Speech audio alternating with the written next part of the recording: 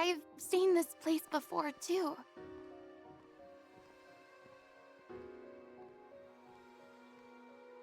What are these?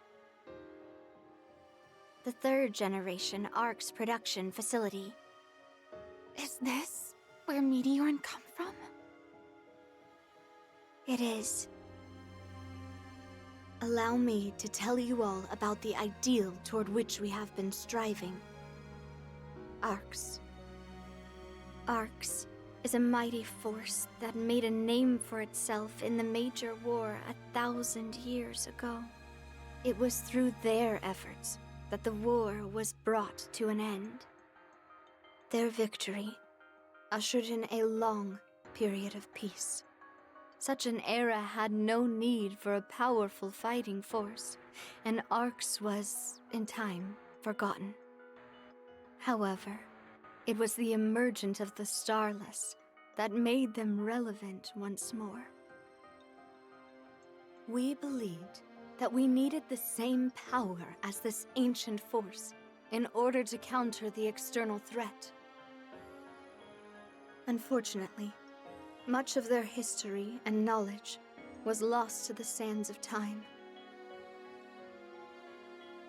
All we were able to gather was some battle logs and genetic code here and there. One particularly valuable piece of genetic code came from an ARCS member in cold sleep.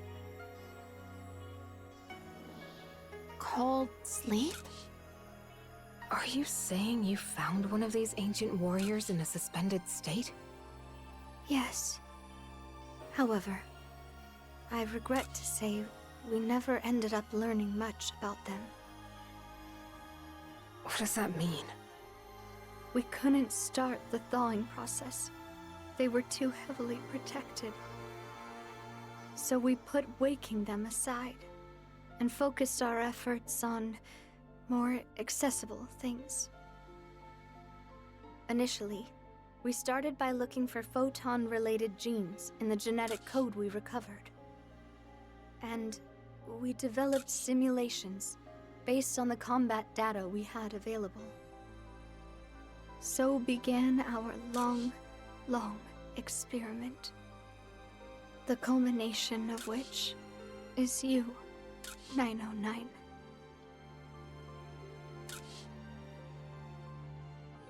We get the idea. We have some questions. Proceed. What happened to all the people in the city? Resurgent ARC started out with roughly 100,000 members. Nearly all of them were based out of here.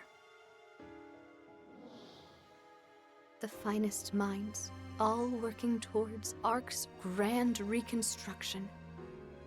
At the time, we referred to the new ARCs as the first generation.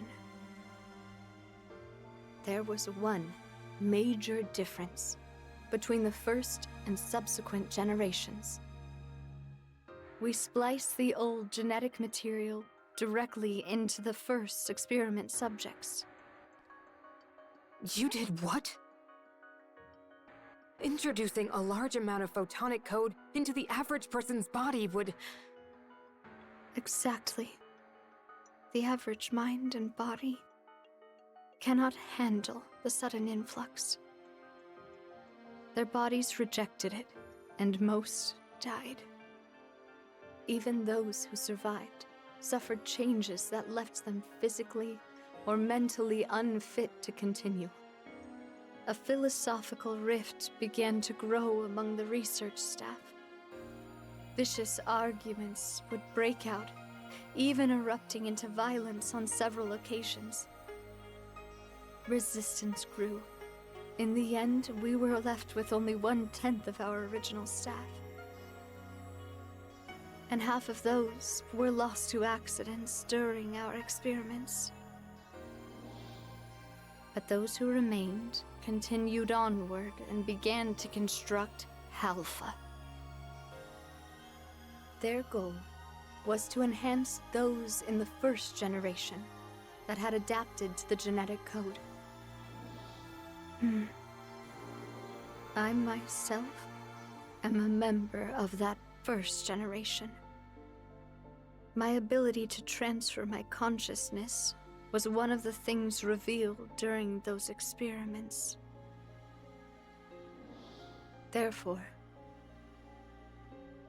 I've inhabited many different hosts over the years. I have continued my work of preparing for the Starless, still aware of the threat they pose. As a last surviving member of resurgent arcs.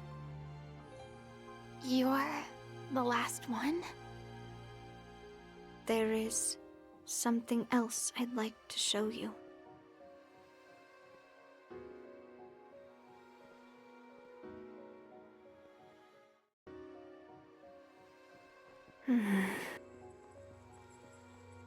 What exactly is this? The test subject inside of this pod is identification number 909. What?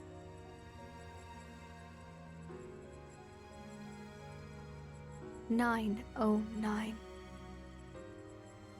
Who are you, exactly?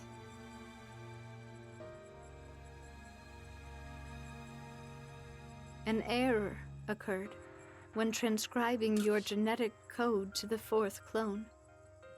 The data did not match number 909's. 909 is in here, and yet here you are in front of us. Remember when I told you about the ARC's member in Cold Sleep? There is more to that story. In the course of developing our new ARCs, we made sure to be meticulously cautious regarding maintenance of their housing equipment. However, much of it came under attack during the conflicts over our research methods, and was destroyed. Or so I thought. If you could be...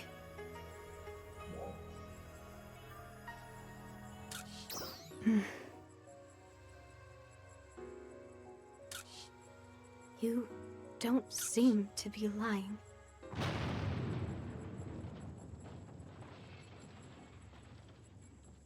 We appear to have caught the attention of the Starless.